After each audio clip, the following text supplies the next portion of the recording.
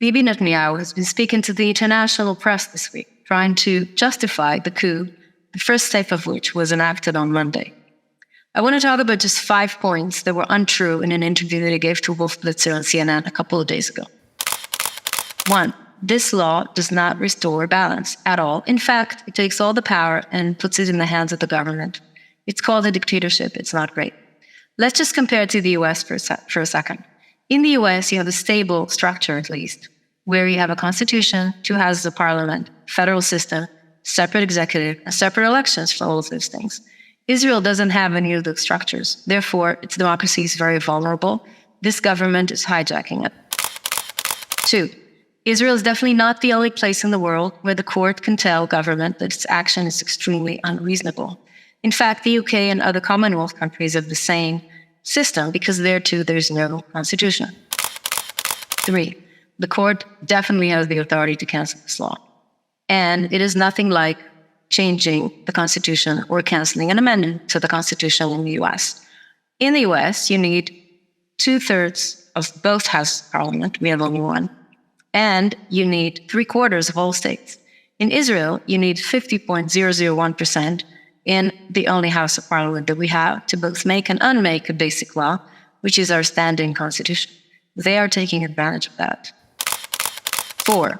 He did not trim the coup that he had in mind in January. In fact, 213 laws, probably a bit more by now, are waiting to be passed at various stages of the process, some of which are really close to passing, in fact. If you put them all together, you basically get a Jewish Iran. Autocratic, racist, misogynistic, ultra-Orthodox, extremist country. Not a great place to be, also not very productive. And 5, he does not have anywhere near the support that he's talking about.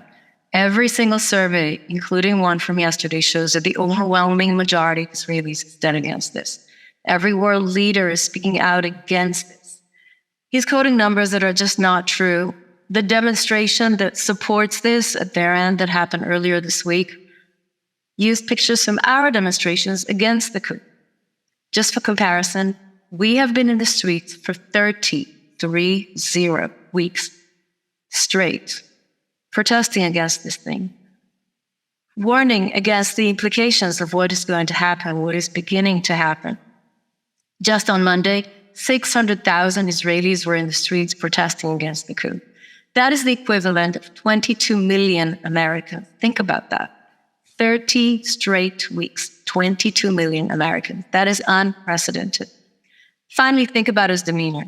His demeanor says, I'll do whatever I want. He has the temerity to tell President Biden on CNN to mind his own business. That is not a great idea, especially not when someone has been such a great friend to Israel. He also did not commit to respecting a potential decision by the Supreme Court should it decide to cancel this law. That says coup. So it's a playbook that's been used in other places to take democratic elections, turn the country into a dictatorship, essentially. Poland, Turkey, Hungary, you name the place. So please help us keep Israel, the wonderful, beautiful, vibrant startup nation that we all love, a democracy. It will not survive otherwise. Thank you.